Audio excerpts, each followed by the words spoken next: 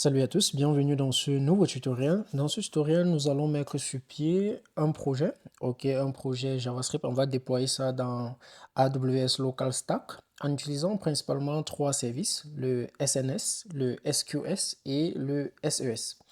Voilà, déjà avant que on aille déployer cela, il faut déjà comprendre ces différents services. D'accord?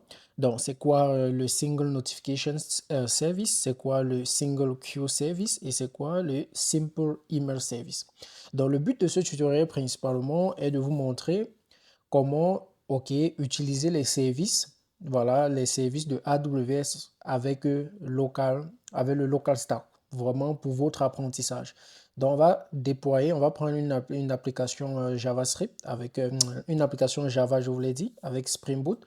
Et on va déployer cela et cette application utilise ces trois services.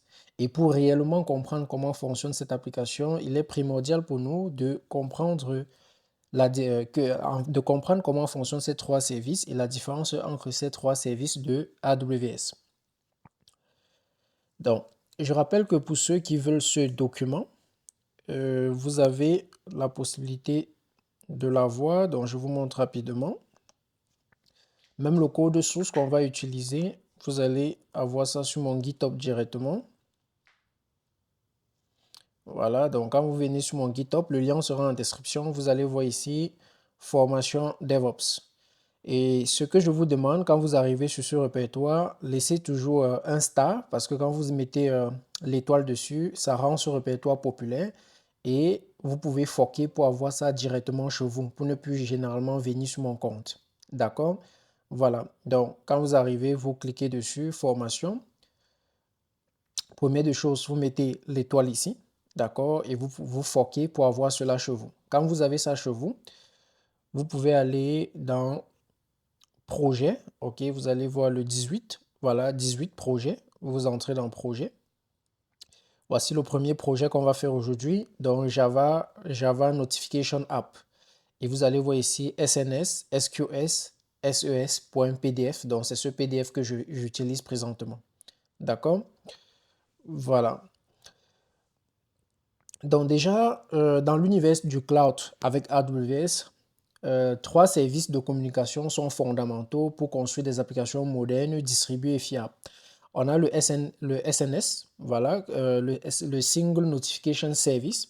Donc c'est un service de publication et de diffusion.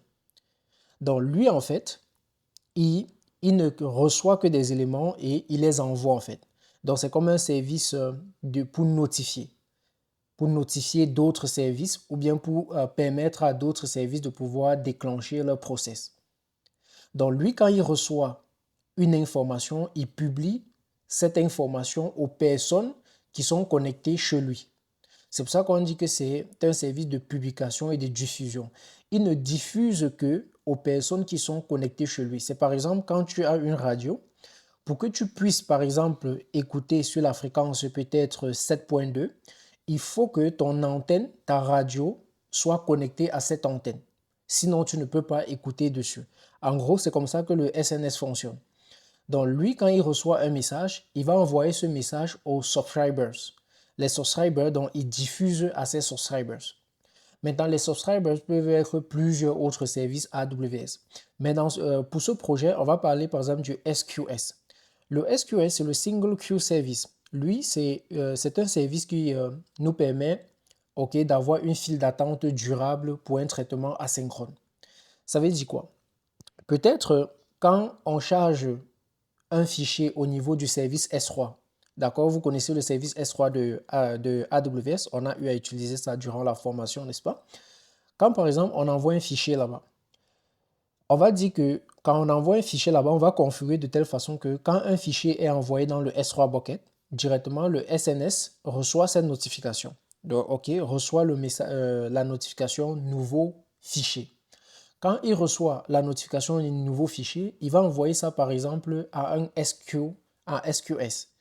Et le SQS va donc mettre ses tâches, ces messages qu'il reçoit dans une file. D'accord? Maintenant, il y a plusieurs types de SQS. Il y a le SQS standard, OK? Et il y a dans le SQS standard, il peut y avoir répétition de traitement. Ça veut dire un message que le SNS a envoyé peut être traité 2 fois. Il y a aussi le SQS FIFO, donc First In, First Out. Ici, l'ordre compte, par exemple, et un élément n'est traité qu'une seule fois. D'accord? Et bien évidemment, le FIFO coûte un peu plus cher que l'autre. On va voir ça plus bas. Donc, quand le SNS envoie un message au niveau du SQS, le SQS garde donc ce message dans une file d'attente et les traitements sont faits au fur et à mesure. Maintenant, dans le SQS, comme c'est une file d'attente durable pour le traitement asynchrone, lui, il peut recevoir ce message et envoyer au fur et à mesure peut-être à un lambda function ou bien le stocker et envoyer à un autre service comme le SES. Par exemple, chaque fois qu'un utilisateur vient sur notre application, disons qu'on est en train de développer une application pour permettre aux utilisateurs de faire de l'archivage de données.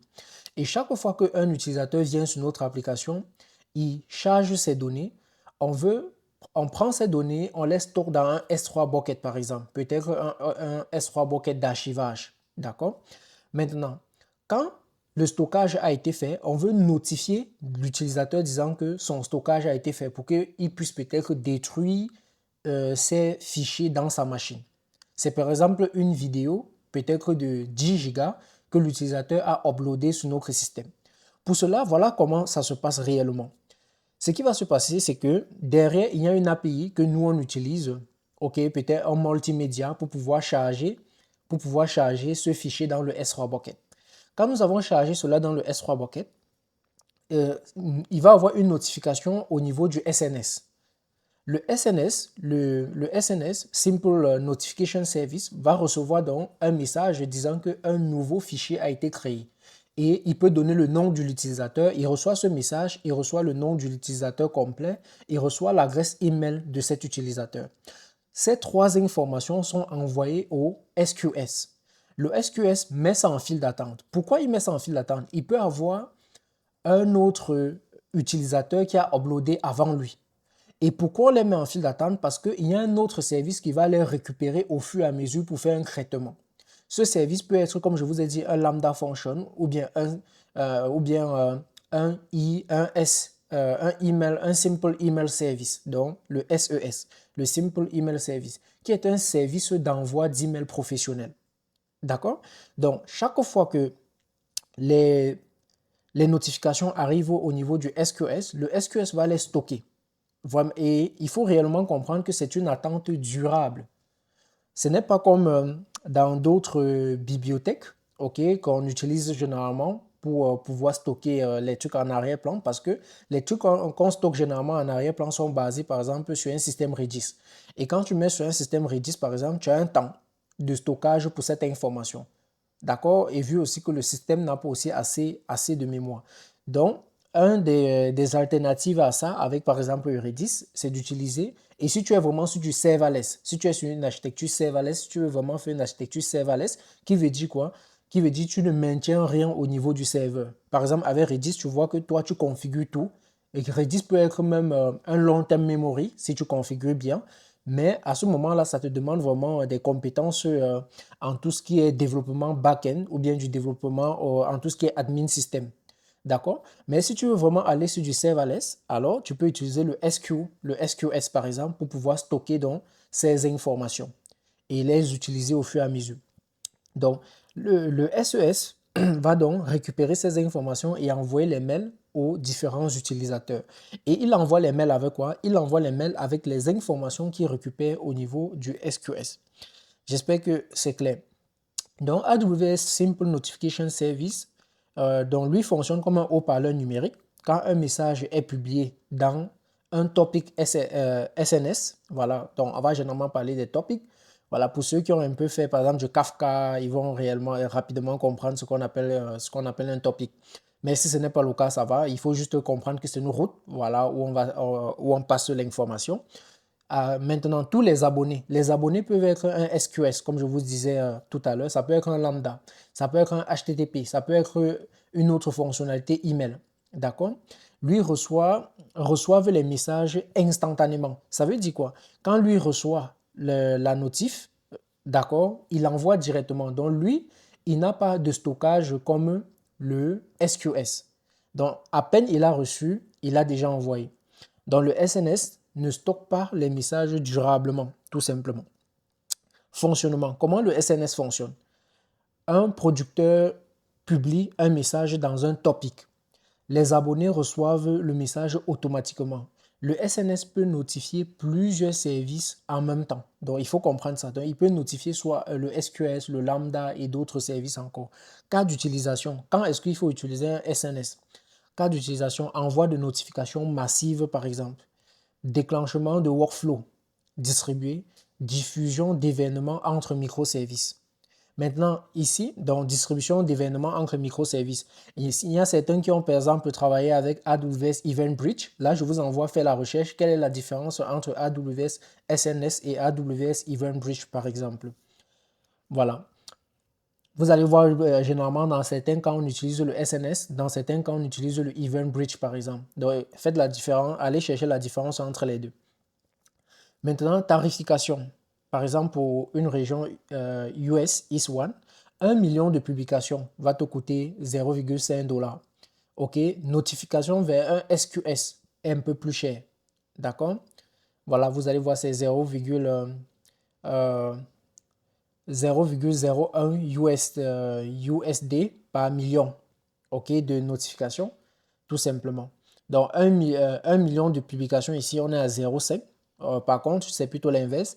Maintenant, les emails sont gratuits. Donc, quand tu l'utilises pour les emails, 1 million d'utilisations gratuites par mois.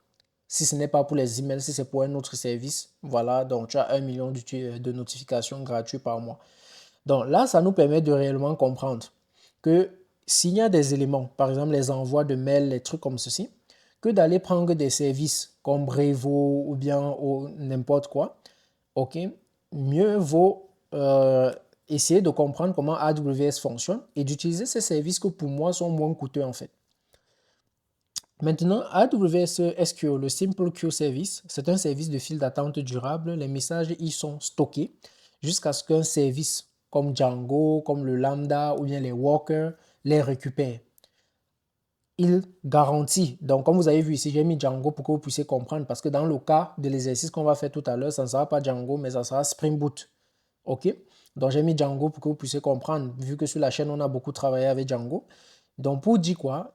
Le SQS peut être consommé par un framework JS. Ça peut être un framework Node.js, ça peut être un framework Java, ça peut être un framework comme Node.js ou Java, ou bien comme Django, ou bien comme Laravel, etc. Les récupère et garantit la fiabilité, la résilience et évite les pertes de messages. Voilà, dans le SQS, il y a lui, il garantit donc le problème qu'on peut avoir avec d'autres services, qui est la perte des messages. Oui. Maintenant, quand par exemple un message s'exécute et qu'il y a des crashs, ça ne fonctionne pas bien, alors il met ça dans un dead letter, tout simplement. Voilà, donc comme lettre morte. Ça veut dire que si tu as un problème dans ton SQS, la première chose que tu peux regarder, c'est la lettre là, pour voir les messages qui n'ont pas pu être traités, par exemple, qui ont crashé en fait. Ok, dans le fonctionnement, le message arrive dans une file SQS. Un consommateur traite le message les uns un par un, les supprime. Les messages doivent être explicitement supprimés. Donc, quand le message a été traité, il est supprimé automatiquement. Maintenant, 1 million de requêtes pour le standard. Comme je vous ai dit, il y a deux types. Il y a le standard, 1 million de requêtes, tu as 0,40 $. Pour 1 million de requêtes pour le FIFO, tu as 0,5, comme je vous disais. Les free tiers, tu as 1 million de requêtes gratuites pour le premier mois quand tu as un free tiers. Maintenant, AWS ECS, c'est le Simple Email Service. C'est un service d'envoi d'emails d'AWS. Il permet d'envoyer des millions d'emails transactionnels à faible coût avec forte délivrabilité. Donc, fonctionnement. Une application envoie une requête OK, SES. Donc, ici, ça peut être quoi? Comme je vous ai dit ici, voilà, comme on était ici. Donc, à ce niveau, le SQS peut directement être utilisé par un worker et ce worker est connecté à un SES. D'accord? Et c'est le SES qui est chargé donc d'envoyer les mails, tout simplement. Et le worker peut être quoi? Ça peut être un Lambda Function, ça peut être une application Django, une application Spring Boot, etc. D'accord? Donc, le SES délivre donc les emails au destinataire, les rebonds et les statistiques sont enregistrés, tout simplement.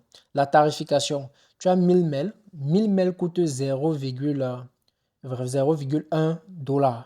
D'accord? 62 000 emails gratuits par mois depuis les EC2. Ça veut dire quoi? Ça veut dire que si tu utilises le SES dans un EC2, alors tu as 62 mails gratuits par mois. 62 000 mails, voilà, gratuits par mois. Et ce sont des informations que les développeurs ne sont pas généralement au courant et que d'aller utiliser les services comme Brevo, comme je sais que beaucoup de développeurs les utilisent. Mais avec AWS, quand même, si tu sais l'utiliser, tu vas vraiment beaucoup économiser. Ok, donc pour résumer, ce qu'il faut comprendre, c'est que le SNS, c'est la diffusion, le SQS, c'est le stockage temporaire et file d'attente, le SES, c'est l'envoi d'emails, tout simplement. Voilà, dans l'ensemble, ils forment une architecture fiable, scalable et idéale pour une application moderne telle que Django, Spring Boot, Laravel, etc. D'accord? Donc, à quel moment Django va jouer quel rôle ici? Si par exemple tu veux utiliser ça avec Django, Django va jouer le rôle de worker. Ok?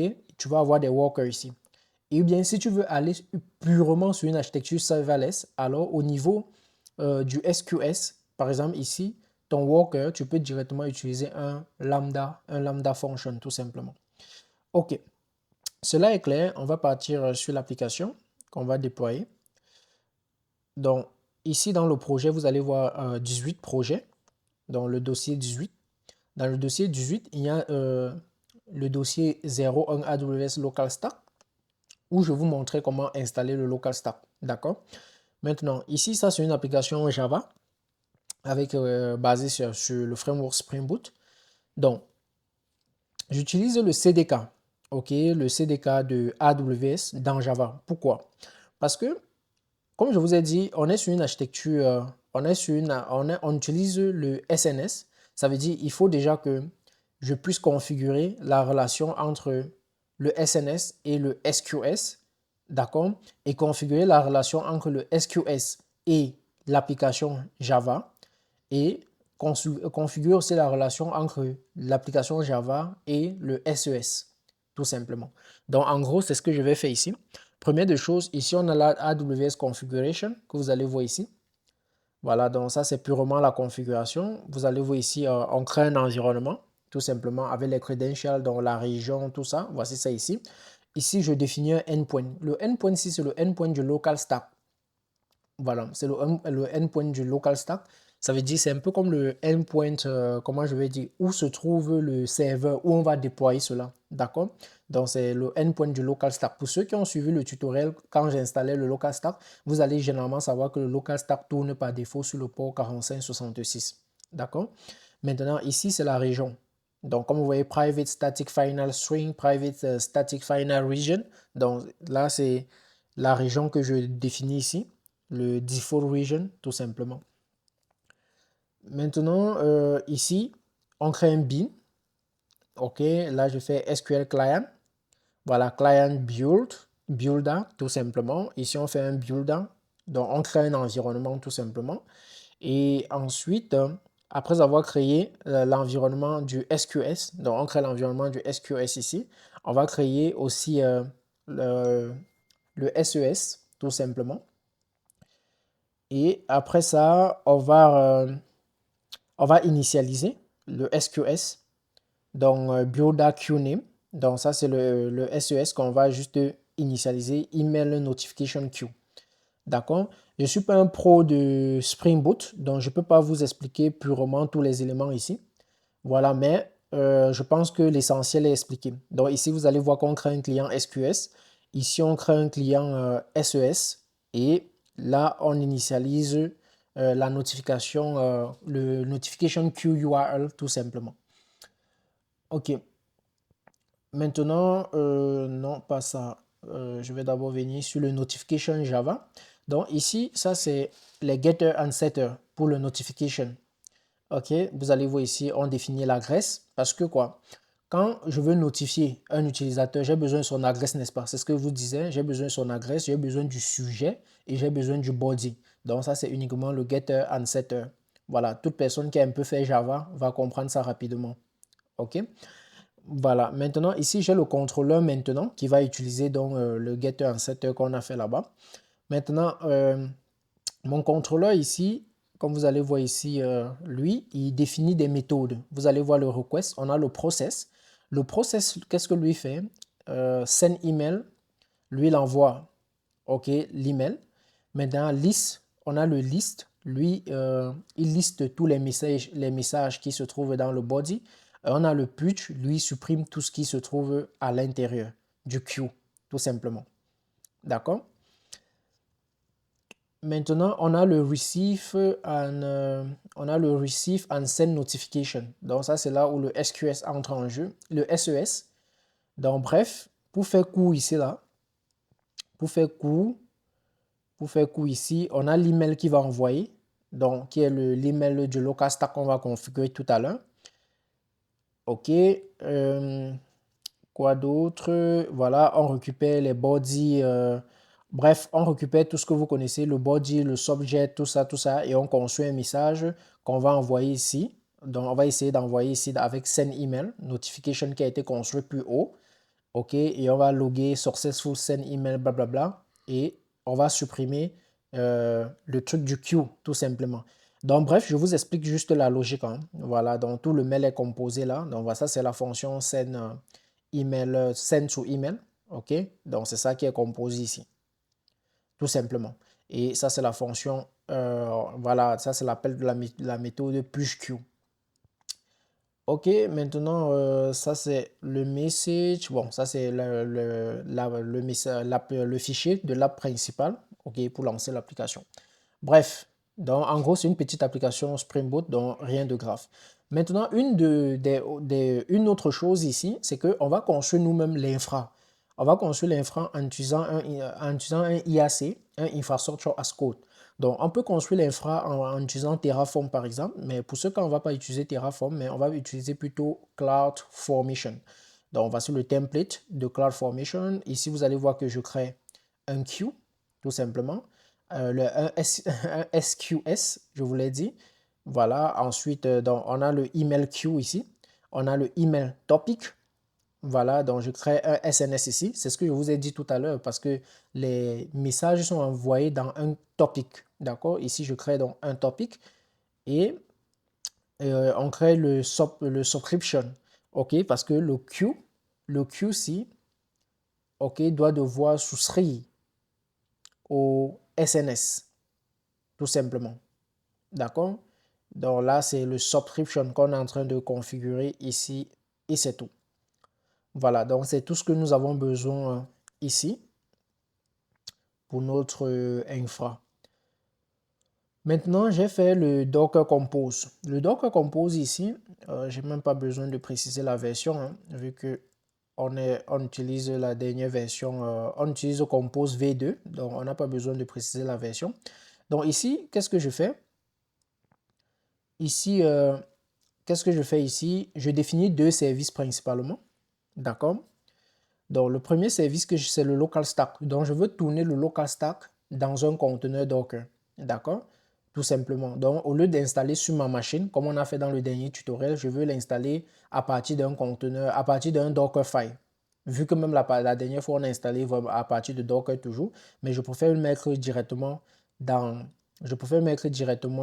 dans un fichier Docker Compose. Pourquoi? Parce que je peux les arrêter tous au même moment et les relancer tous au même moment. D'accord? Ok. Maintenant, ici, voilà, on précise juste l'image qui sera utilisée. Et j'utilise la version Pro. Voilà, je crois qu'on a déjà parlé de ça. Il y a aussi la version Community. Ok, ça, c'est les ports sur lesquels ça tourne. Ça, c'est l'environnement. Localstar, on a besoin du token aussi pour exécuter ça. Aussi, j'ai besoin du port Parce que pour l'envoi des mails, vu que je ne veux pas vraiment configurer un système d'envoi des mails, on va utiliser Mailhawk, que lui va nous permettre de simuler l'envoi des mails. Donc c'est pour ça que je définis son port dans le local stack. C'est un truc que AWS comprend très bien comme variable d'environnement.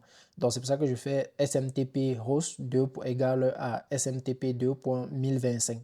Et voici mes volumes pour le service local stack. Maintenant, le deuxième, c'est le SMTP. OK, j'utilise donc Mailhawk, l'image Mailhawk, pour lancer donc cela. Et maintenant, voici Mailhawk va simuler ici. Et maintenant, pour avoir le dashboard de ça sur mon navigateur, j'ai choisi OK, de pointer sur le port 8085, tout simplement. Donc, ça sera possible pour nous de voir les mails qui ont été envoyés directement depuis notre navigateur. Ok, maintenant ça sur le fichier POM.xml. Voilà, voilà, pour les développeurs Java, vous savez que c'est ici qu'ils mettent les requirements. Maintenant, vous auriez remarqué que dans le projet Java que je vous ai montré tout à l'heure, on utilisait les SDK, tout simplement, les SDK de Amazon. Donc, pour cela, on va installer le SDK du SES, le SDK du SNS, le SDK de SQS, le SDK CloudFormation, etc. Et les trucs de Spring Boot là, les différents packages de Spring Boot parce qu'on a besoin des Maven et tout le reste. D'accord? Voilà, donc en gros, c'est un peu ça le projet. Maintenant, on va déployer cela rapidement. Vous allez voir un README quelque part ici. Voilà, voici le README. Donc là, je vais rendre ça.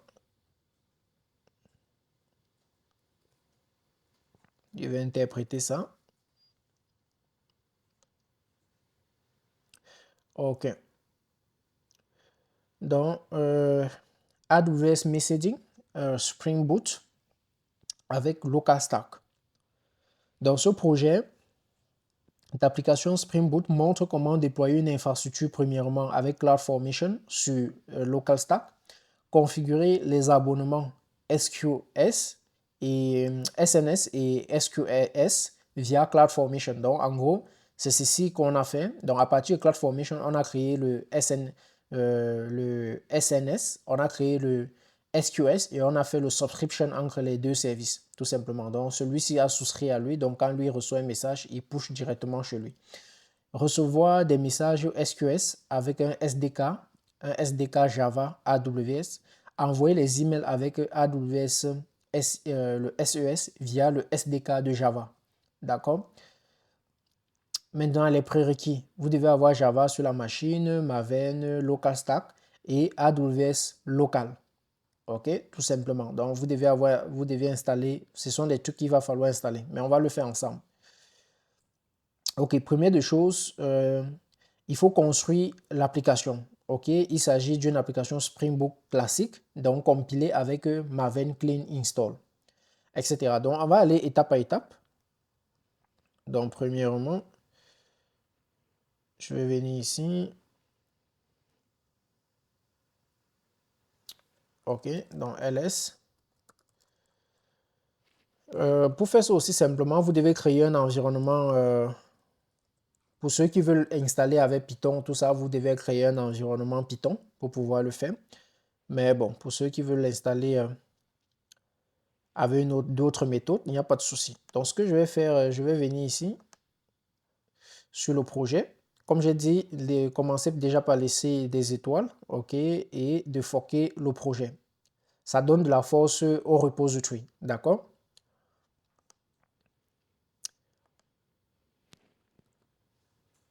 Je viens ici, pardon. OK, donc là, je vais faire git clone. OK, super. Je crois qu'il y a un modif là que je n'ai pas poussé. OK, donc je fais git at point.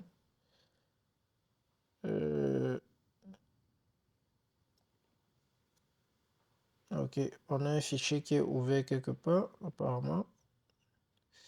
Je vais fermer ce fichier.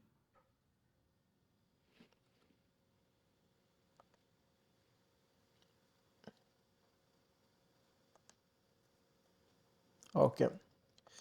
Super. Git add point. Git commit.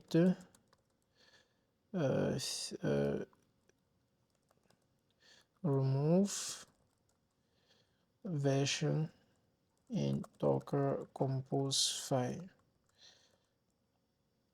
Et je pousse.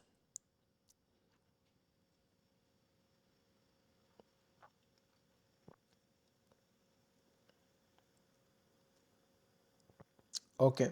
Pendant ce temps que cela encore envoie lieu, je vais venir ici, je vais faire cd formation. Ok, c'est super. Donc, avant de faire, comme vous aurez remarqué ici que j'ai un environnement virtuel Python dans cette machine.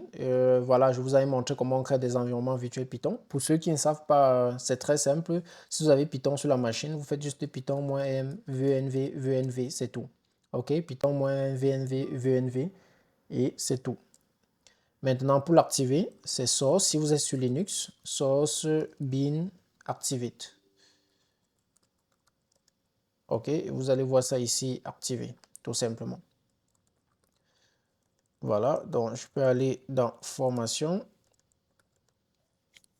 Ok. Dans formation, je vais aller dans projet. Ok, voilà. Dans projet, je vais aller dans le 1. Super. Et là, voilà, j'ai mon Docker Compose, j'ai mon POMS, j'ai mon README et le projet. La source du projet, tout simplement. Ok, on va être guidé par le README pour ne pas aller en désordre. C'est pour ça qu'on met le README, d'accord? Donc, première des choses à faire, qu'on nous demande de faire, c'est de construire, c'est de compiler le projet, ok? Construire l'application. Donc, c'est ce qu'on va faire. Donc, pour cela, voilà la commande, c'est maven clean install. Et pour le faire, il faut se rassurer que vous avez déjà maven sur la machine, hein. Sinon, ça ne va pas marcher. Donc là, on va faire maven version. OK. Donc, j'ai maven déjà sur ma machine. Si tu n'as pas maven, tu fais pip install maven. OK. Bon, moi, j'installe avec Python parce que je maîtrise très bien Python. Mais s'il y a d'autres méthodes pour installer maven simplement, tu peux installer avec maven. C'est pour ça que j'ai dit que tu avais besoin d'un environnement Python. D'accord? Voilà. Donc, tu peux aussi aller sur Google, tout simplement. Tu dis install. Si tu n'es pas développeur Java, tu peux dire install Maven on Ubuntu. Ubuntu, tout simplement. Si tu n'es pas développeur Java, alors tu vas voir la documentation de Maven. OK, et tu suis les étapes, tu vas installer. D'accord? Si c'est sur Windows, tu suis juste la documentation et tu vas installer. OK. Je vais donc fermer ça. Donc, je vais faire mvn clean install. Attends, je suis déjà où? Je vais faire ls pour voir où je... Voilà. OK, nvn clean install. Je vous avais dit que généralement, on demande les développeurs Java là. Il y a quelque chose que vous devez connaître, la différence, même pas seulement les développeurs Java, les DevOps aussi. Vous devez connaître la différence entre Maven Clean Install et Maven Clean Package. Il y a la différence entre les deux. Vous voyez ici, j'utilise le Clean Install.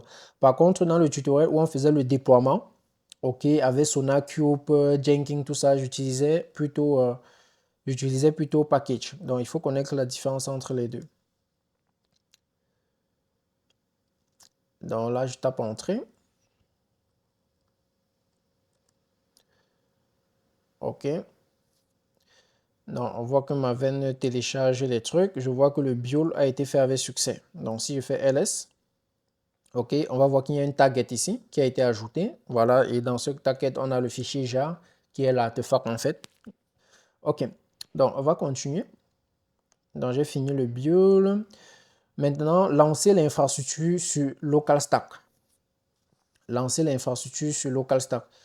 Maintenant, l'infrastructure est définie dans le fichier sur ressources email infra. OK, je vous ai montré ça tout à l'heure, .yaml. Maintenant, avant de lancer l'infrastructure, on a besoin de démarrer local stack et plus le serveur SMTP.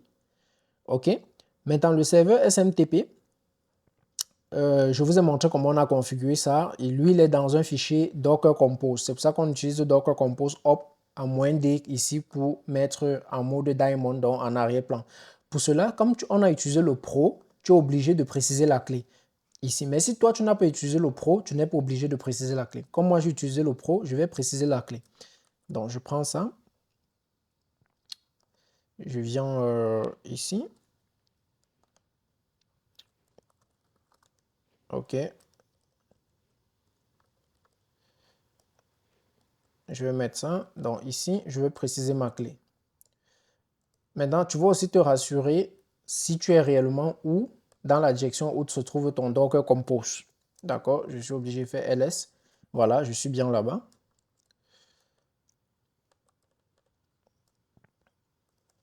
Donc, avant de faire ça aussi, je précise, si tu avais installé Local Stack sur ta machine, OK, si tu avais déjà un conteneur Local Stack, je te conseille de désinstaller. Pour savoir, tu fais Docker PS, comme ceci, pour savoir si tu vois que je n'ai pas de conteneur, n'est-ce pas? Si tu veux aussi savoir que tu as des conteneurs arrêtés, tu fais Docker PS-A. Tu vois, je n'ai pas de conteneur arrêté. OK? Voilà. Donc, ici, je vais passer ma clé API. Je vais aller sur mon compte, prendre ma clé API. OK, voici mon compte Local Stack et voici ma clé ici. Donc, je prends ma clé ici. Voilà, voici ma clé. Je prends ma clé et je reviens. Donc, à ce niveau, je mets ma clé, je mets espace. Et je peux taper entrée. Là, on me dit quoi?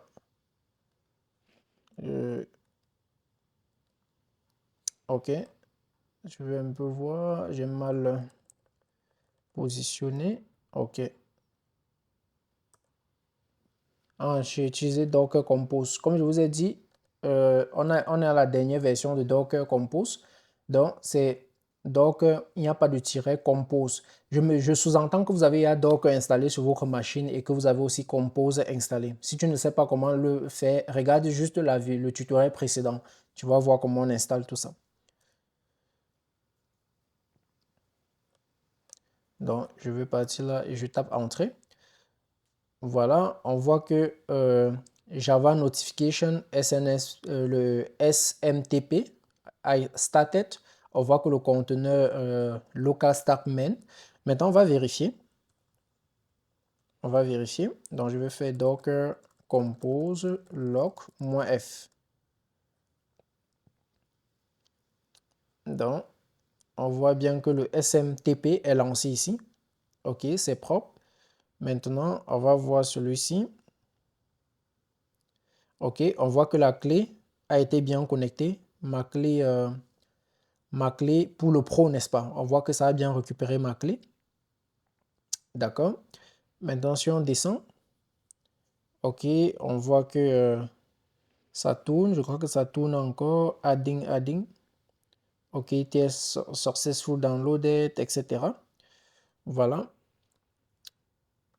Voilà. API event, je pense que c'est OK. Donc, je vais quitter. Et là, on va faire docker ps pour voir. OK, vous allez voir qu'on a mailhook ici, là. Regardez, on a mailhook ici. Et on a local stack. D'accord? Vous allez voir, ils sont réellement là, tout simplement. Donc, mailhook tourne sur le port 1025 et le port qu'on va exposer après sur notre navigateur, c'est le 8025, tout simplement. Voilà, on voit que local stack pro tourne sur le port 4566. Donc, jusqu'ici, c'est parfait. Jusqu'ici, c'est parfait. Donc, on va regarder notre doc. Donc, vu qu'on a maintenant ça, on va déployer AWS, on va déployer notre notre stack CloudFormation. Pour cela, on va utiliser AWS Local. Donc, si tu n'as pas AWS Local installé chez toi, tu vas l'installer. Donc, je vais regarder ça chez moi.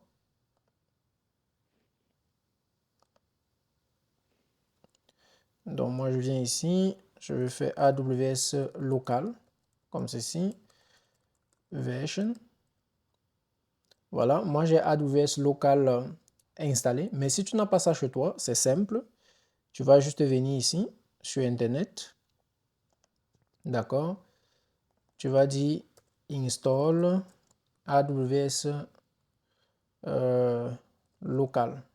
D'accord. On Ubuntu. Voilà, si tu es sur Ubuntu ou bien sur Mac. D'accord.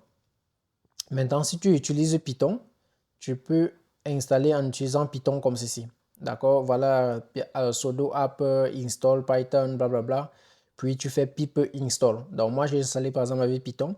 Mais si toi, tu ne veux pas installer comme ceci, tu peux directement partir sur la documentation de AWS Command Line et tu installes cela sans problème. D'accord. Donc, si tu viens ici, je pense qu'ils te montrent comment le faire. Voilà, ils utilisent toujours pip. Donc, voilà, ils utilisent pip pour installer. OK. Donc là, tu fais pip install ça. Donc, tu n'as pas le choix. Donc, tu fais pip install AWS command. Non, ça c'est command line. Je voulais pas le command line. Je disais le local plutôt. Pas le command line ici, mais le local. Attendez, je regarde. Qu'est-ce que j'ai écrit ici?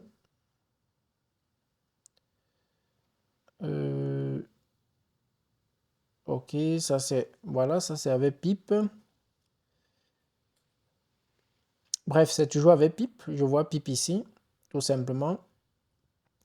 Donc, installer avec pip, hein. Il faut installer avec pip. Voilà, je vois aussi how to install AWS local en local stack. Voilà, il y a aussi un article dessus. Bref, vous pouvez utiliser Python pour installer, il n'y a pas de souci.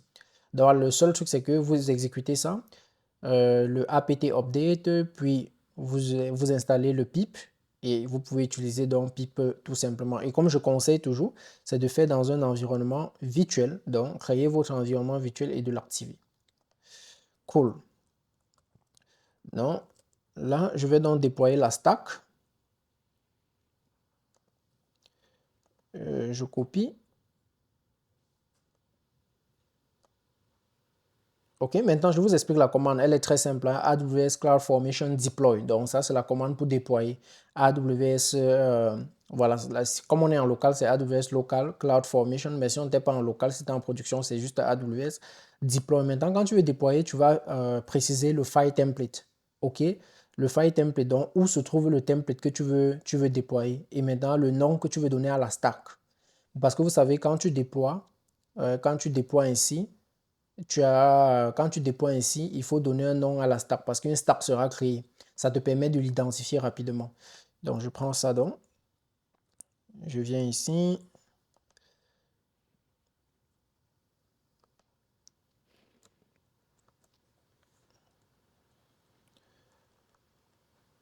OK. Je vais un peu. OK. Super.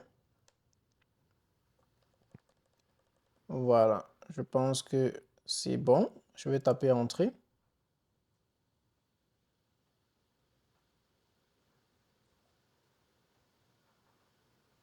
Donc là, ça me dit note AWS does not currently work with CloudFormation package deploy command supplied by AWS version 2. Please run pip install AWS command line to install version 1. Waiting for change set to be created. Donc là, c'est en train de créer. Maintenant, ça nous dit quoi? Successful created. OK, successful created updated stack. Donc notre stack a été créé avec succès. J'espère que vous voyez. Notre stack ici a été créé avec succès. Donc là, c'est clair.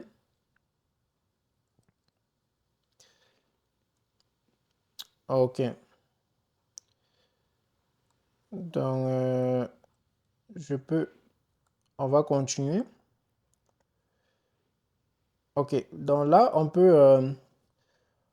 peut déjà lancer l'application Spring Boot on a compilé tout à l'heure. OK, on peut lancer cette application. Pour cela, on a besoin du access key et du secret key. Donc, pour faire le configure, quoi. Maintenant, la commande pour lancer une simple application Spring Boot, c'est maven Spring Boot run, hein, tout simplement. Voilà. Donc, maintenant, vu qu'on a créé la stack aussi, on peut aussi vérifier que les différents trucs ont été créés, que ce soit le SQ, comment on appelle ça, le SQS et les autres éléments, quoi, le SNS. Donc, tu peux vérifier aussi si ça a été créé. Voilà, il y a des commandes pour ça. Donc, on va lancer l'application. Mais le problème ici, quand je vais lancer, je ne vais pas le lancer en arrière-plan. Donc, on sera obligé de d'ouvrir un autre tab. Donc, je vais lancer comme ceci. Super. OK, comme vous voyez là, super. Donc, notre application a été lancée. Donc, on voyait Spring, etc. Voilà, dans l'application qu'on a build tout à l'heure, hein, donc c'est ça ici. On voyait Java Running, tout simplement. Java Machine Running. Donc là, je vais venir ici. Je vais me reconnecter comme ceci. OK. Voilà. Je fais source VNV bin activate. OK. CD formation 18. OK. 1. Super.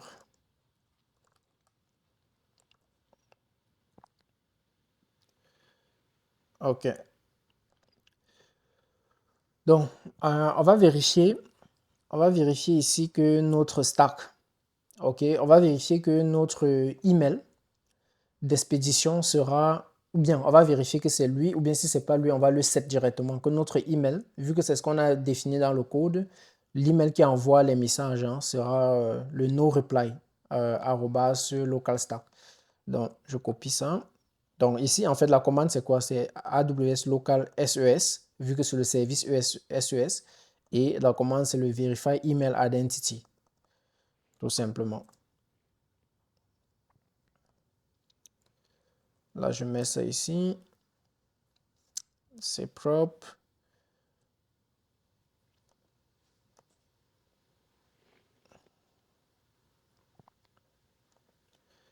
OK. Maintenant, on va lister les identités pour voir si ça a été bien configuré. Pour le SES, pardon. Donc là, AWS local SES list identity. Je tape entrée. Donc, vous allez voir ici identity, no reply local stack.cloud. Donc, c'est bon. C'est bien configuré, n'est-ce pas? OK. Donc, si on fait AWS local SES, aussi SELS, c'est même quelle commande?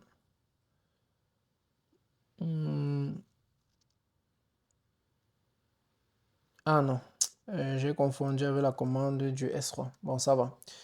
Donc, on a vu que notre truc, list identity, on a la liste de nos identities ici. Bon, on a configuré un seul, celui ici. Donc, maintenant, on va essayer d'envoyer un message dans le SNS. D'accord? Donc, je vais utiliser cette commande, le AWS SNS publish. Quand tu fais le publish, tu vas préciser le topic, OK, qui est le topic qui a été créé. D'accord? Tu précises ton topic qui a été créé. OK, et aussi tu précises le message que tu vas envoyer. Par exemple, dans le message que je vais envoyer, vous voyez que j'ai le subject, j'ai l'adresse et j'ai le body. OK, donc je vais copier ça.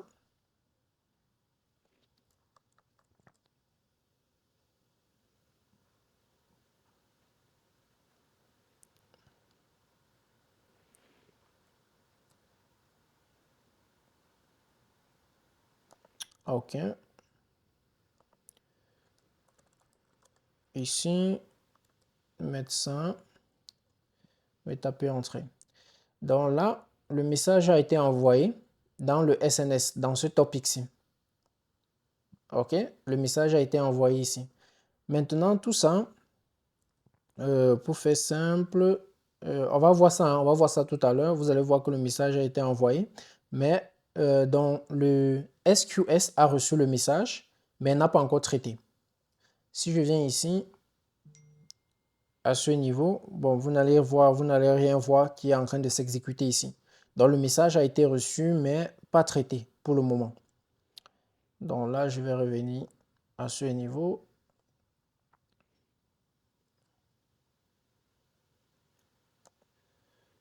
OK. Maintenant, vérifier les messages dans le SQS. Donc, on veut vérifier que le message est réellement dans le SQS. Donc, pour cela, on va donc faire ça. Dans list, parce qu'il y a un endpoint qui s'appelle list qui est dans l'application Spring Boot qui nous permet de voir les messages reçus dans le SQ. Donc, là, je vais faire ça. Maintenant, voilà ce qu'il nous renvoie. Il nous dit qu'il a reçu un topic, il a reçu un message de ce topic-ci et voilà le message en question. Voilà le subscribe, ok, ceux qui le subscribe, signature, timestamp, signing set URL et le message ID. Donc on voit bien que le message est bien là, d'accord? Le message est bien là. Propre. Ok, maintenant, traiter le message. On va utiliser le endpoint process. Ok, j'ai mis tout ça ici pour qu'on puisse suivre sans problème. Donc, on va lancer le traitement du message. Ça, c'est vraiment pour qu'on puisse comprendre. Hein. Donc, traitement du message. Donc, c'est /process. Maintenant, là, le traitement du message a été fait. Donc, comme vous voyez ici, le traitement a été lancé. Maintenant, on va vérifier ça.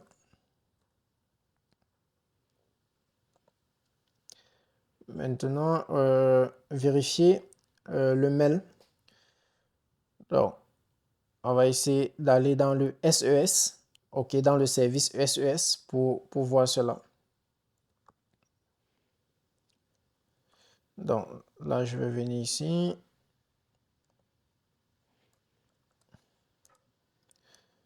Bon, là, ça nous affiche pas grand-chose. Mais pour faire simple, hein, on va pas trop se casser. Bon, on va quand même voir que le processing, quand on a exécuté le processing, ça a été traité à ce niveau. OK? Donc, si je viens, le port là, c'était encore quoi là? Je vais regarder le port. Pour qu'on puisse voir ça rapidement, je vais faire PS. C'est le 8086. 25. OK. 8025. Config me. Bref.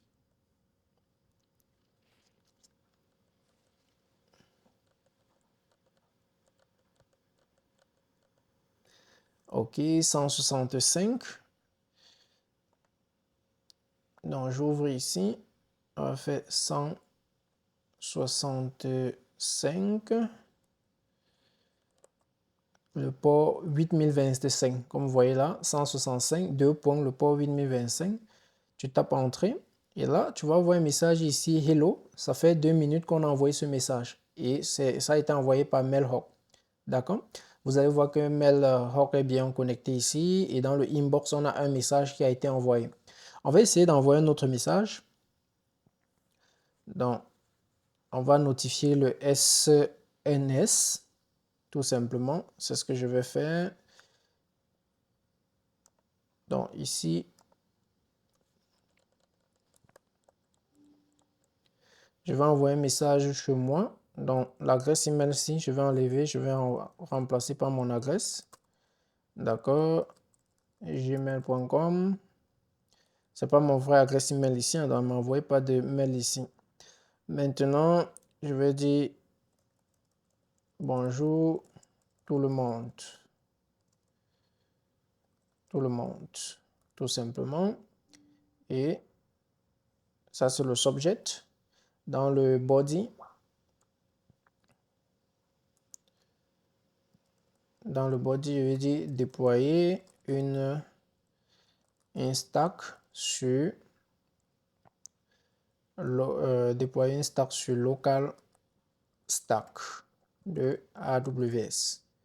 Et je tape entrée. Voilà, ça a été fait. Maintenant, quand c'est comme ça, si on regarde au niveau, on a envoyé le message, mais si on regarde au niveau d'ici, tu vois que le message n'est pas encore, le mail n'a pas encore été envoyé. Pourquoi? Parce que le SQS a reçu le message, mais n'a pas lancé le traitement. Qui va lancer le traitement? C'est Spring Boot en fait. C'est Spring Boot qui va reprendre ce message et envoyer ici. Mais on n'a pas fait ça automatique. On a mis une route pour ça. D'accord? Pour cela, je vais relancer la route process, tout simplement. La route process, le voici. Donc, je lance là. Quand je lance la route process, si on vient ici, directement, vous allez voir le message est là. OK, c'est en temps réel. Donc, vous allez voir local star, bonjour tout le monde, tout simplement. Si vous cliquez, vous avez le message propre. Et il y a la source. OK?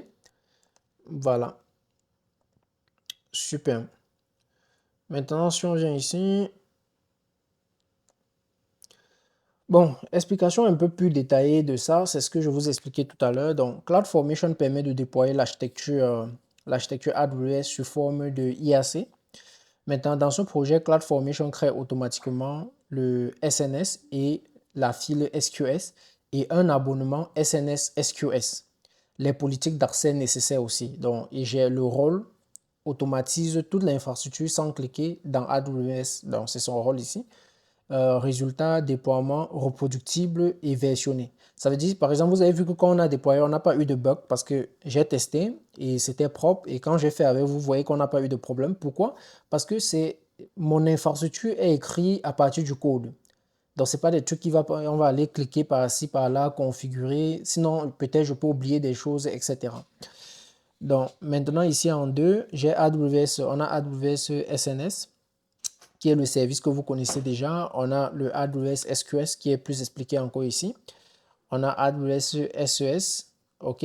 Maintenant, là, on explique un peu comment on les utilise dans l'application. Donc, vous pouvez regarder.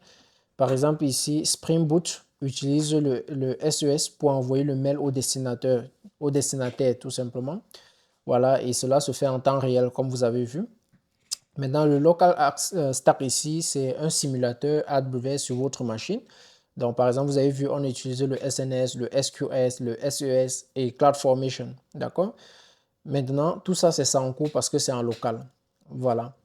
Donc, en bref, maintenant, il y a des choses que vous pouvez vous demander que, mais Donald, comment je fais pour voir ma star, tout ça, tout ça.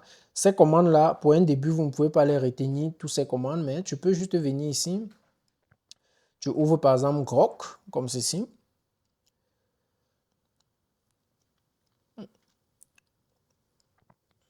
OK, pourquoi ça ne s'ouvre pas? Voilà, il s'ouvre. Tu dis les commandes à utiliser pour lister ma stack AWS. OK, en utilisant avec le AWS CLI. De même, OK, tu fais de même pour AWS, pour le SES, SQS, SNS, par exemple. Ma stack Cloud Formation. OK.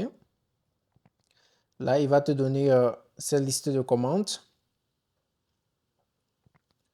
OK. Par exemple, là, il te dit liste tous les stacks avec leur statut. OK. Si tu veux lister tous les stacks, c'est juste AWS Cloud Formation list stack comme ceci. Mais tu peux faire les filtres avec le query. D'accord? Donc là, si tu viens là, comme ceci, tu peux faire ça. Maintenant, vous avez vu que j'ai mis ici liste, j'ai mis list stack, au lieu, il y a un S ici. D'accord? Et là, c'est plutôt local, AWS local. OK? Parce qu'on n'est pas en production. Voilà, vous voyez que voilà ma stack qu'on a créée. OK? Ça, c'est la stack qu'on a créée ici. Comme vous pouvez voir, email infra. Maintenant, voici le ARN de ça, tout simplement. Creation, last, grief, information, not check. Voilà. Maintenant, tu peux continuer.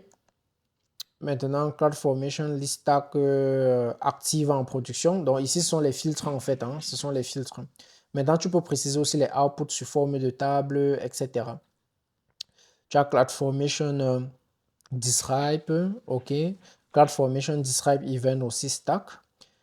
Ici, si tu veux voir la liste des queues, ok, tu fais list queue aussi. Des voilà, des queues qui ont été créées. Donc là, par exemple, tu fais ça.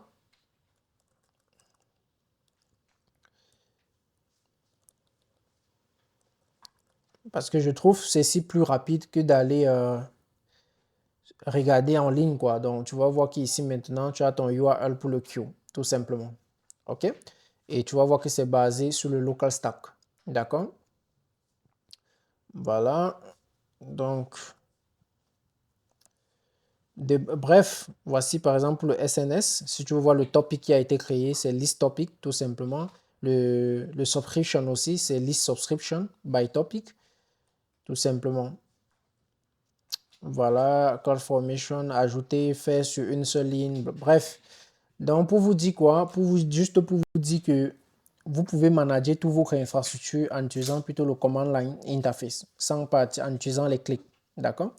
Et ici aussi, on a vu comment utiliser dans Mailhawk pour pouvoir installer, pour pouvoir simuler les envois de mails. OK. Donc, autre chose, pourquoi j'ai utilisé Docker Compose? Docker Compose était bénéfique pour moi parce que vu que j'utilise un VPS, voilà, c'est simple pour moi qu'à la fin du tutoriel ainsi, je puisse down tout cela. OK, comme je fais ça, je peux venir ici, je fais donc Docker Compose et je fais down. Voilà, donc là, ça va me retirer premièrement le SMTP et ça me retire aussi, ça me retire le local stack et ça me retire aussi le réseau qui était, le network qui était entre les deux. Donc si je fais ça, PS, voilà, ou bien docker ps-a, voilà, vous voyez qu'il n'y a plus rien sur ma machine, donc tout est contrôlé par ce fichier Docker Compose. Donc si tu as aimé le tutoriel, nous sommes arrivés à la fin, tu laisses déjà un pouce, voilà, et tu laisses un commentaire. Et pourquoi vous deviez pratiquer ça? Parce que ça vous permet déjà de vous préparer pour les tâches en entreprise. Parce que je sais que vous êtes habitué à cliquer, créer les infras avec les clics. Mais déjà avec Terraform que nous avons vu, et je viens de vous montrer aussi comment utiliser un peu CloudFormation pour pouvoir créer la stack, par exemple en local. Donc commencez à vous habituer avec. Parce que généralement, vous allez plus créer les stacks.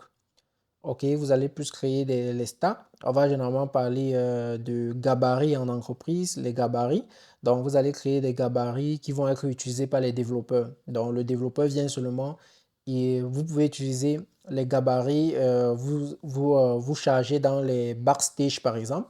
Le Backstage, c'est une plateforme qui permet vraiment de gérer tout ce qui est template déjà programmé. Ça veut dire si le développeur veut par exemple déployer l'application s'il veut tester son application qui vient de développer, par exemple sur AWS, ce n'est plus lui qui va faire le déploiement.